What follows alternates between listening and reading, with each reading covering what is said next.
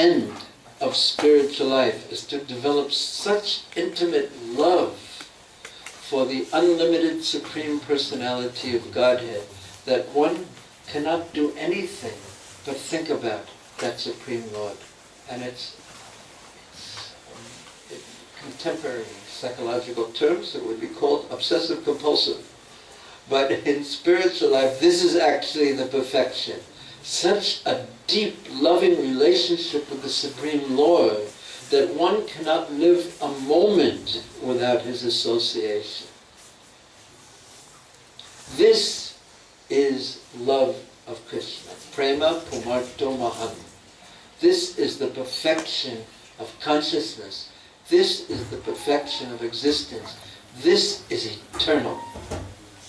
Because we are eternal souls. And Krishna is eternal, the Supreme Soul, the Paramatma, the Supreme Paramatma, the soul of every soul. And he is Krishna's tu Bhagavan Swayam, he is the Supreme Personality of Godhead. And to develop our relationship with him is actually the goal of life. We cannot not have a relationship with him. Why? It's impossible for us not to have a relationship with the Supreme Lord, with Krishna. Why? He's God. Raise your hand, raise your hand. But I'm going to ask you to explain. Yeah, why? Because he's God, so everything is within him only. So Yes. Keep speaking, very nice.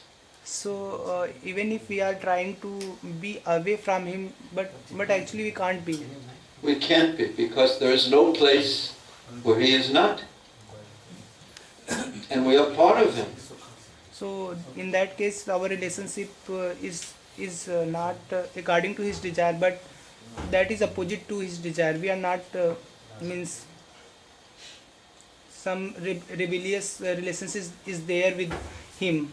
Say if you, simple example to make it clear, if you turn your back on your relationship with your parents, does that mean you have no relationship with them? No, it's that you are turning your back on it. So at this point, we have turned our back on the absolute truth. Now, looking at a simple metaphor analysis of this.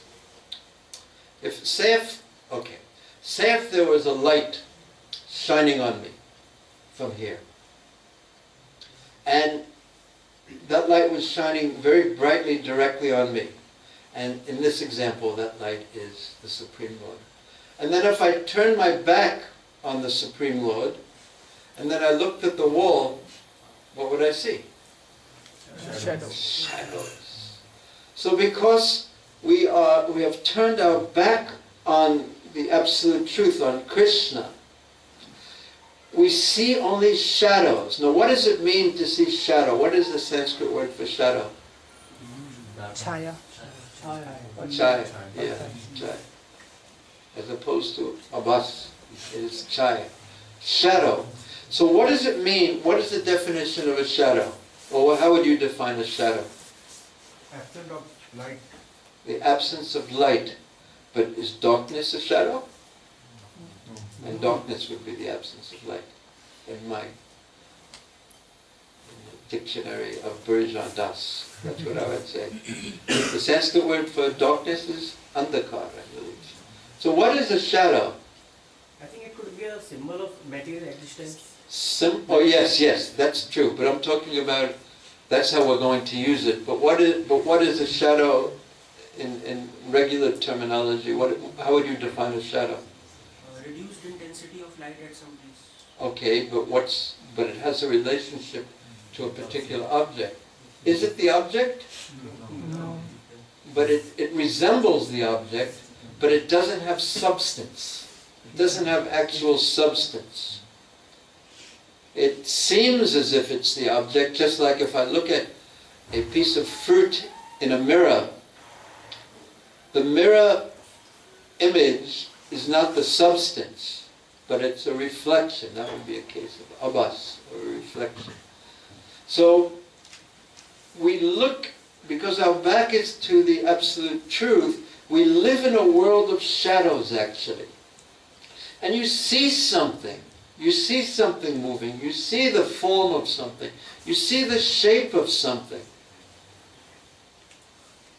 But it doesn't have substance.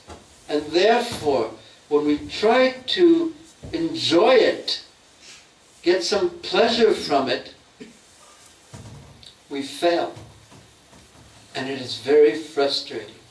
Just imagine changing the example from a shadow to a reflection. But just imagine if you are so hungry or so thirsty and you see a reflection in a mirror of water or of some very tasty food. And you're so hungry and it resembles it so closely, but it doesn't have any substance. So how frustrating is that? There is the promise of enjoyment, but never the fulfillment of that enjoyment. So frustrating, and that is material life.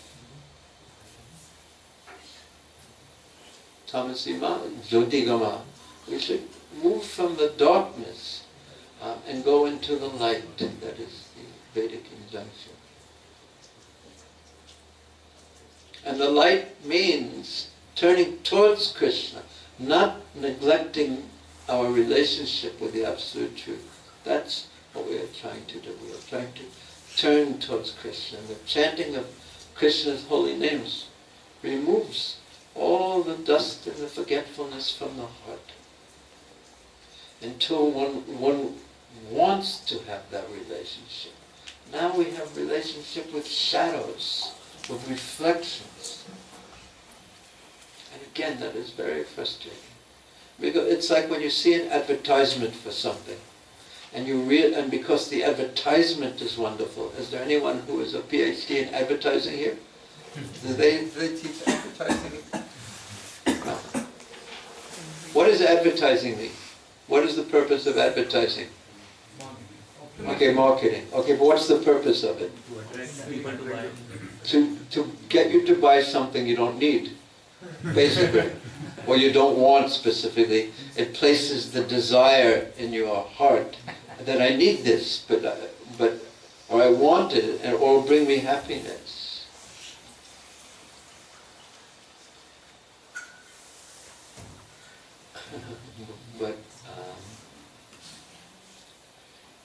And then you get it. You see the advertisement, you see someone else with that thing, and you think, only if I had one, and you buy it, and the anticipation of the pleasure is wonderful. When I get this, I'm going to enjoy it like anything. But then when you actually possess it, it's yours to enjoy. There's actually not pleasure in it. So it's very frustrating. And then the advertisement says, the reason why you're frustrated is you need 2 of them. That's your problem. Anyway, let's see what Prabhupada says. Now, here is your assignment. It's the same assignment when we heard the last segment of Prabhupada's speaking. And that is, first of all, to listen. And at the end of this 7-minute segment, I'm going to ask you that very difficult question. Do you remember anything? But especially, and usually the people remember the last sentence that someone says, because it's the last thing that they say. But listen carefully and try to hear if there's anything that especially captures your attention, or it especially seems meaningful to you. Now there's no correct answer, but what is meaningful for you as a person, as an individual? See if you find anything that's especially meaningful for you as a person. You ready? Yes. Okay. Now, let the great contest begin. And I'm going to ask you to raise your hand after we hear it too. So, and then we'll call on the devotees who wish to say what they... The true common consent apply.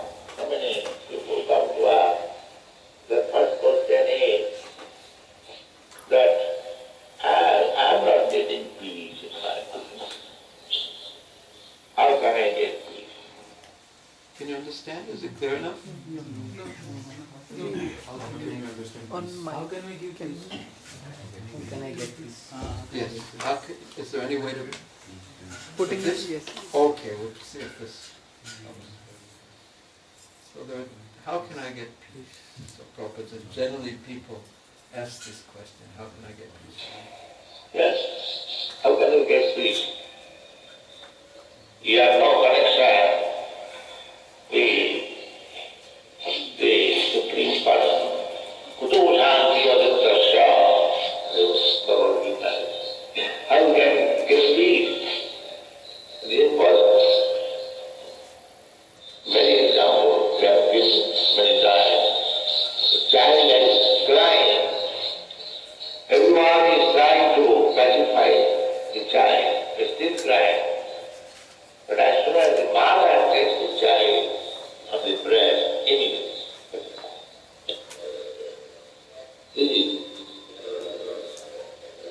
You are searching after peace, life after life, moment after hour. You cannot have peace unless you come to the Supreme Personality of God. It is not possible. Therefore, it is the savor is of Prajati the food. For that purpose, how you can see God or you can please God, the savor. For that purpose only, Prajati God wants to enter. Did you hear that? For that purpose only, to see God, one should endeavor. Prabhupada said, how can you get peace without the Supreme Personality of God? And what example did he give? Child crying. Crying for mother. So many people tried to pacify him, and he won't be pacified, made peaceful, until he comes to his mother. Human life is spent on, that is Vedanta. Patham Brahmatitya. Where is Brahma? Where is the absolute truth? Where is God? Govindam Vijayename. Krishna, Chaitanya Mahaprabhu, practical example, he is showing how to become anxious. Mad. Where is God? Where is Krishna? Yuga idam vinisena chakshusha prana. This is the ultimate entrance. How to Yuga idam vinisena. Once you bend after Krishna, then you see Krishna. Sometimes they say, can you show me God? And you become mad after God. Then you can see. Otherwise, God is not so cheap thing. You become mad after God and you see me. Prema, who can become mad after somebody unless there is love? If you love somebody, if you cannot see, you become mad. How can I see? How can I see? This madness sometimes you can see example. Suppose a man's son has died, you become mad. That anxiety is required. And we are now at the present moment, we are hankering after material sense enjoyment. Where is sense enjoyment? Where is enjoyment? Can you understand it? At this moment we're hankering after, where is sense enjoyment? Where is sense enjoyment? And if people don't get their sense enjoyment, they become mad after it. At the present moment, that's the situation. So, similarly, the example is given by Guru Goswami. The hankering.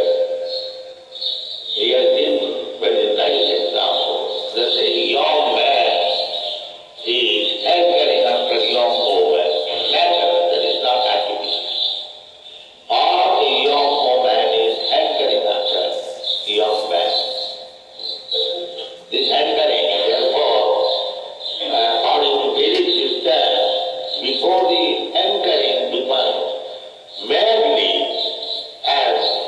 one becomes spoiled by sex indulgence. He should be married. This is the psychology. At a certain age, 12, 13 years, woman, and 15, 16 years, man, they become very, very much sexually encouraged. Therefore, the system is that at that time, psychological moment, the young girl and young boy should be married so that unity will endure, it will never break. There will be no more divorce. But when the hankering is exploited, then the whole life is spoiled. The Guru Goswami is giving this example. That when my hankering will be like the young man, young woman hankering after one another.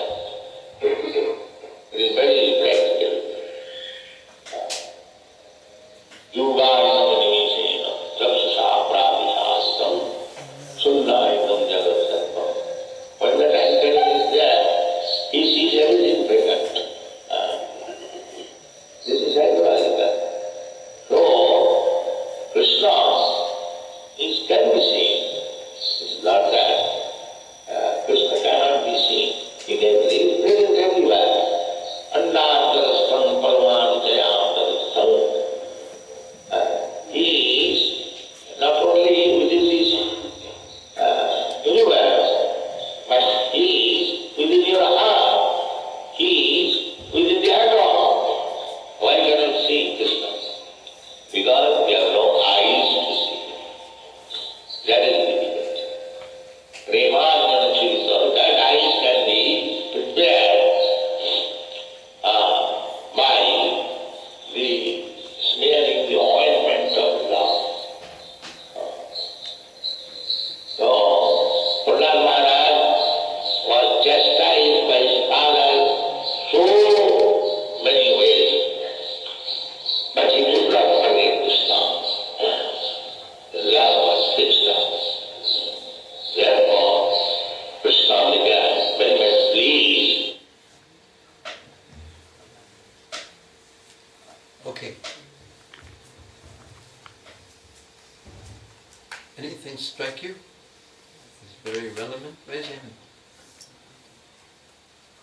Anyone like this? Yes. Loudly, please. Prabhupada said that God can be seen only when we hanker for Him so much, just as the young people hanker for each other, the young men and women hanker for each other. So that kind of hankering, when we develop, then we will be able to see God. God is not so cheap that He can be seen by anyone and everyone. So the desire has to be there strongly, and that is the process of spiritual life. The cultivation of the desire to be in relationship with the Supreme Lord, with Krishna. And the particular practices of spiritual life, you don't do this, you do that, you chant Hare Krishna, you don't perform certain inappropriate activities. They are all meant, very scientifically constructed the system, so our desire increases on the spiritual platform, and the material desires, they become less significant in our life. Most people are driven by their material desires.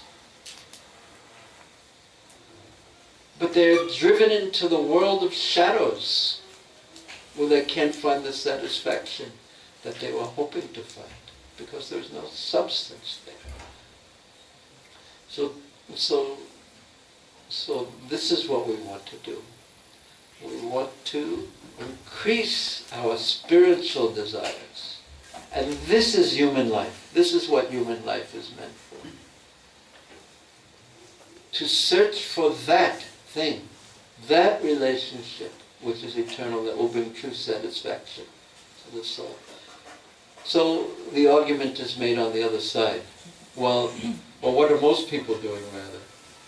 Are they searching for spiritual truth, or they're trying to find their happiness by accumulating more and more and more and more and more material things? So what is the fault of basing your whole life on accumulating material things? Money in the bank, big position, big house, 2 cars, 5 cars. What is the fault about basing your whole life on that, accumulating those things? This is the way the world is going. What is the fault in it? That is shadow. Raise your hand, raise your hand. It's okay. Raise your hand. I'm gonna find someone who... Yes. What is the fault in that?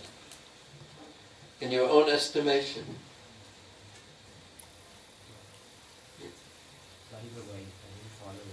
Okay. What is the fault in basing your life in trying to gain so many material success? What is the fault in that? Getting cars and money and position and rising high in the world. Is there a fault in that? What is the fault in that, was my question. What is your honest understanding of the fault in that? Even if we are able to get all of them, we can retain none of them. We can retain none of them. Well said, like a poet. And not only that, if you have all those things, you're always fearful. Because, why? Because of Losing it. Because everyone is envious. You have all those things, and everyone. And if you're an extremely wealthy person, and there's one of the peculiarities about being extremely wealthy is that you have so much money, but wherever you go, people pay for everything. Is that true? Yeah. Yeah, you have so much money, and everywhere you go, people will buy you things. You never spend your money. It's an irony or a peculiarity of the world. And everyone, if an extremely wealthy person, think of an extremely wealthy person. Who are you thinking? Who would you think of? Who would you think of? Someone from this country. Say. Ambani. Okay, so if he walked in here right now, what would we do? What would you do? Say Hare Krishna. And everyone would put on the biggest smile. And we'd be so nice to him, please take a nice seat. But what would every single person be thinking? let me please him. Please him. by offering something. You know, just to please him. That's all we care about, right? What would we all be actually thinking? He's so lucky He's so lucky. to ask for something from him. Somehow or another, how to get some money out of him. Everyone will be thinking that. Maybe for the temple, for this, for that. But everyone will be thinking, how can I squeeze some money out of him somehow or another? So how would you feel as a person? Everywhere you go, everyone smiles at you, everyone is nice to you, but everyone is simply thinking of getting money out of you. How would you feel? How would you feel? Cheated. You would feel what? Cheated. Cheated by who? People. How would you feel? Lonely. Very lonely, I think. And also, who would you trust? It would be very hard to find someone to trust, because everyone is smiling and everyone is thinking how to get money from you. And then ultimately, what's your name, Prabhu? Our poet in the back? Poet. A great poet. So, you can't take anything with you. You can't take one thing with, not even your body, what to speak of your life. It's so much anxiety and everyone is envious of you. Ooh.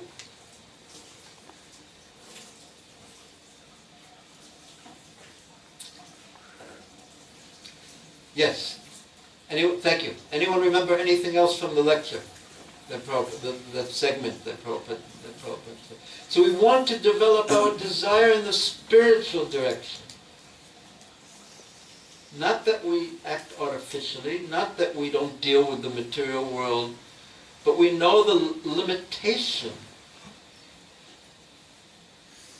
in using our life only in this way. And we know that we want to develop our relationship, the spiritual, with Krishna. Does anyone remember anything else? About sense enjoyment, please. What did he say about sense enjoyment? People are after sense enjoyment a lot and they're hunting for it. Yes, thank you. Was Prabhupada saying that was good or not bad, not good, or he was saying that's just reality? Do you remember what he was saying about it? I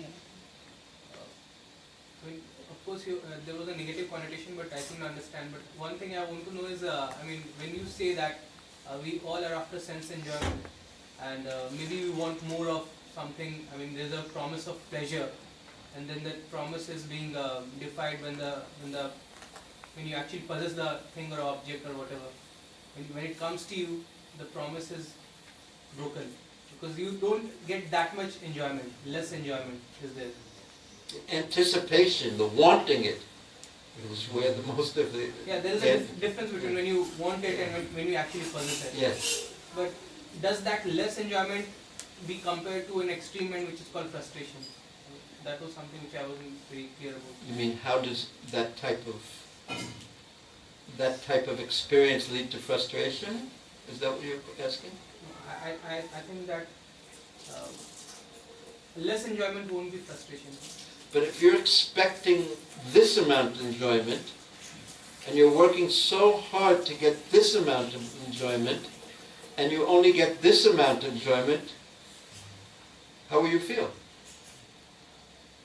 No, hard work comes into picture, then I feel bad. Okay. But if I haven't worked very hard and I still get something, then I won't feel that bad.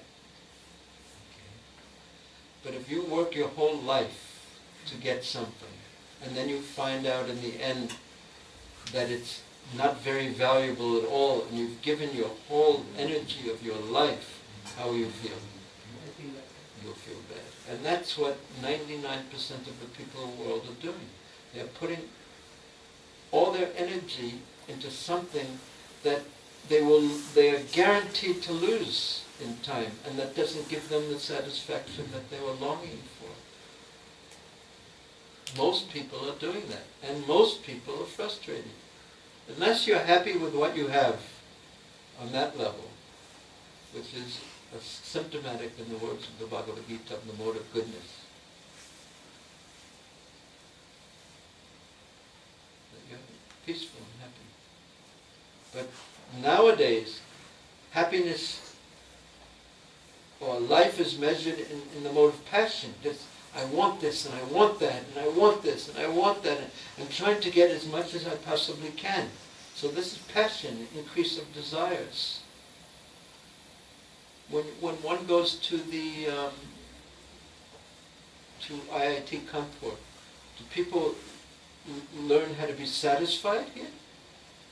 Or is it constant competition and anxieties and fear about exams and things like that, and achieving and getting a good job and placement and moving up and getting a good salary and on and on? Is there training in how to be satisfied with whatever life gives you? No. So that's what you were suggesting. And even if one says, okay, let me not work hard, let me not expect much, and let me just enjoy a little bit and try to be happy with that. And then you die. And everyone you love dies. And in between you get sick.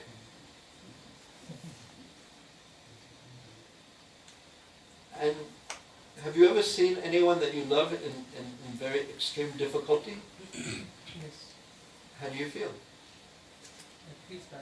You feel terrible, because there's nothing you can do.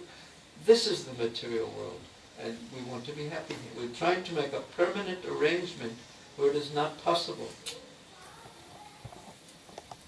And therefore we are setting ourselves up for frustration. Because our desires are on one level. Actually, we are souls.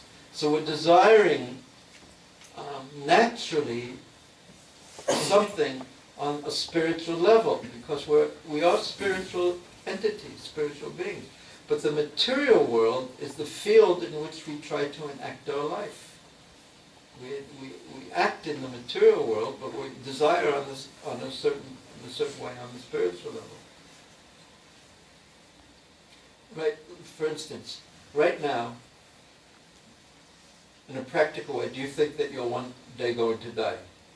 Yeah, of course. Okay, intellectually. But do you feel like you're going to die? All the way I feel I will die one day, but I But don't think that's- so much about it. Okay. Do you know what I mean? That we all feel like tomorrow is going to be just like today was, basically. Yes. Yeah, and the next day is going to be like, it's just going to go on and on and on and on and on and on and on. That's called illusion. And and you're quite healthy now, I would think, by the grace of God. But anyway, I don't want to just make you unhappy to talk about all these things, because it's spiritual life, life on the eternal platform, life in relationship with Krishna that actually brings the satisfaction that every soul is longing for. That's what the Bhagavad Gita says, that's what the Srimad Bhagavatam says, and to search for that, atatom brahma jigyasa, is what the Vedanta Sutra says. There's no religion, practically speaking, any spiritual path that says you should be happy in the material world forever. No one said, no wise person says this. And yet everyone is acting in that way. In any religion, in any culture, no one says you should try to make a permanent home and find your satisfaction in the material world, in this world. No one talks like this. This is the wisdom that every culture has. But yet, the whole world, practically speaking, is acting in this way.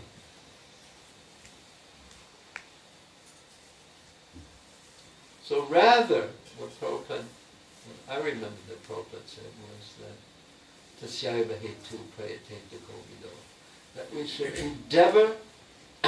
should endeavor for more than just the material. That is the purpose of life. So we may not be, perfect sadhus, that we are so focused and so sincere that we are not going to do anything practically on the material level and just act to please the Supreme Lord. We may not be on that level. But at least we should live our life in such a way that we should move closer to our relationship with Krishna, and not live our life in such a way that we go in the exact opposite direction. At least we should do that. In one sense, that was the basic preaching, or the basic message of Prabhupada, that human life is special. It's a special opportunity to awaken our relationship with Krishna. And animal life is very common, but human life is special. It has been awarded intelligence to discriminate the topics that we're talking about. So that intelligence is to be used to find out who we are and what is our relationship with Krishna. That is the purpose of the great intelligence of human life. not to become sophisticated, polished animals. It's a very simple point, and it's actually an obvious point.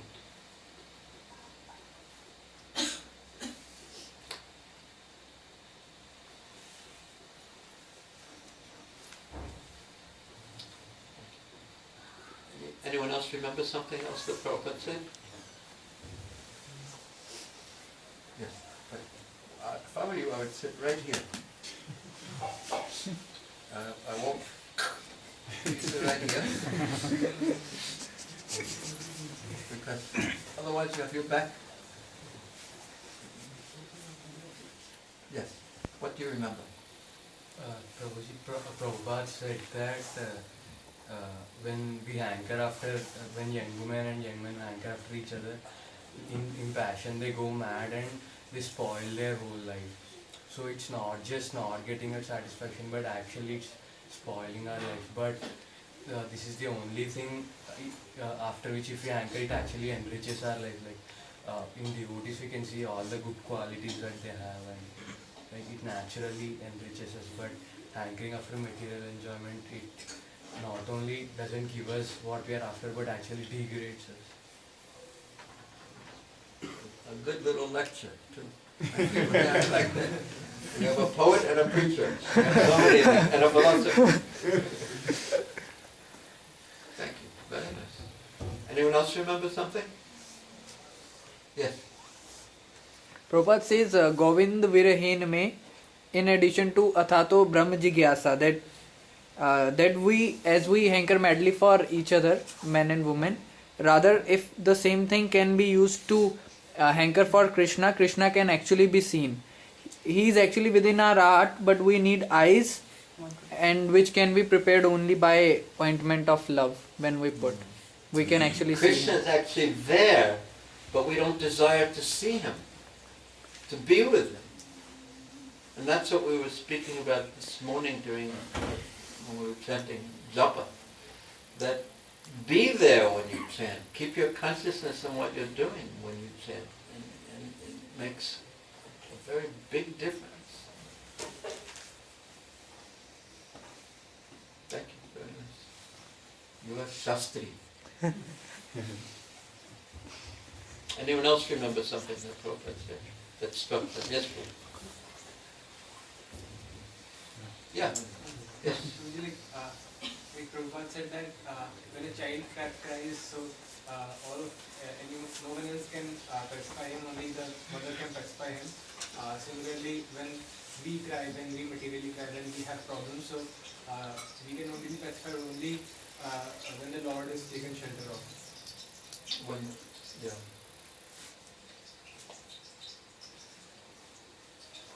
Prabhupada was giving that example to show how satisfaction really comes only, or pacification means we're peaceful, only when we're in relationship, proper relationship with Krishna, because it's completely natural, just like it's natural for the baby to be unsatisfied no matter what you do until he is with mother, because it's the natural relationship that he's longing for. What does longing for mean? Craving for. Craving for, exactly. Very good. Okay.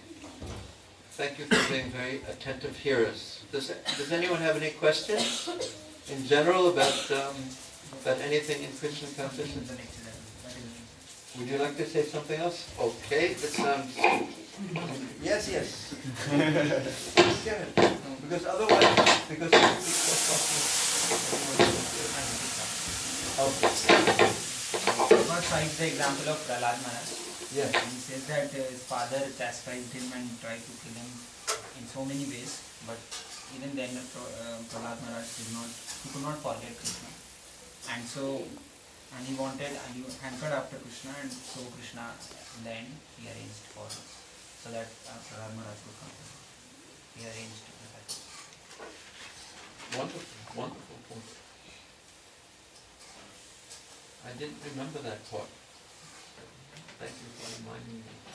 Just let me think for a second. About that.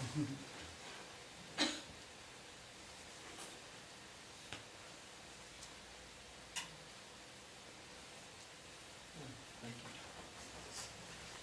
Yes, Paul. Right now, actually, currently in India, everyone is taken back by the Delhi case, and everyone is discussing, and everyone is just discussing, but there is no solution. But I think that in this lecture, we heard one solution. That is, Prabhupada was saying that there is hankering for sense enjoyment in every young boy and young woman after each other, and he said that for that purpose, Lord has made a system which is marriage. And if a person is in that institution in marriage, then he is satisfied and he can then focus on his spiritual aims or spiritual goals. Otherwise, if he's just hankering and if that exploits, then not only brings trouble to his life but also to others' life.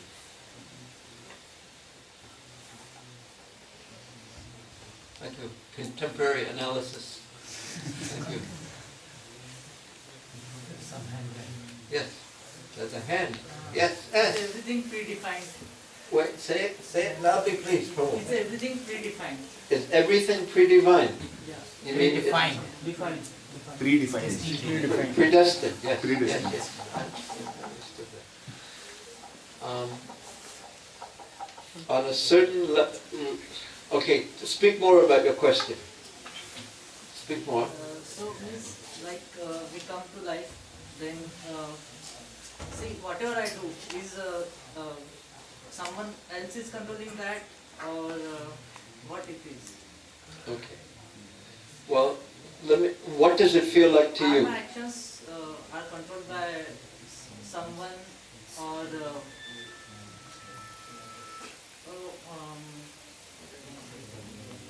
Or are you free? Are you free? Are you controlled or are you free? yeah. Okay. Now, one time, Prabhupada was asked a question similar to that. I'm sure he was asked this question many times. But one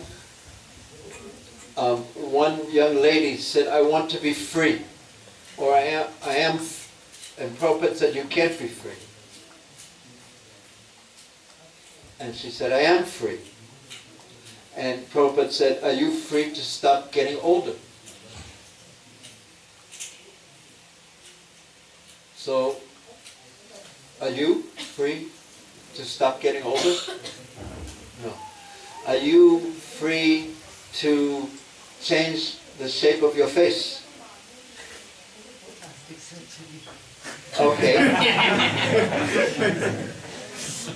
Okay.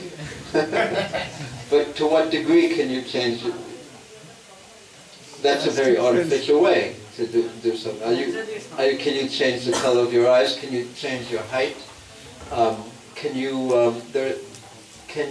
become Sachin Tendulkar and become, a great cricket star like that? We have certain limitations for sure. So even though we may have freedom to some degree, we clearly don't have complete freedom. So that's clear, right? So certain things, predestination, I don't know if you meant it in this way, but there's limitations on what we can do and what we can't do. That's clear, yes? To at least a certain degree. So is every single thing that we do predestined? Like, was it predestined for you to walk in the door right now? Was it predestined for you to become successful later in your life? So the question, of course, is there any freedom at all? Yeah, it makes it easier if I can. So that's the predestination. The opposite of that is freedom. So there is the law of karma, which certainly determines so many things that occur to us in life. But according to the Bhagavad Gita, there are 3 modes of material nature. Do you know the 3 modes of material nature? There's ignorance, passion, and goodness.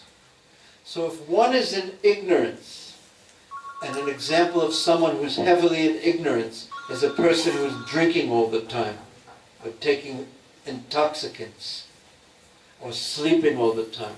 That person's freedom is really much less, very minimal. Now a person who is full of passion, he's controlled by his desires. I want this and I want that and I want that. Have you ever been in a situation where you want something and even though you know it's maybe not the best thing, you're forced to do it because of the strength of the passion of your desire?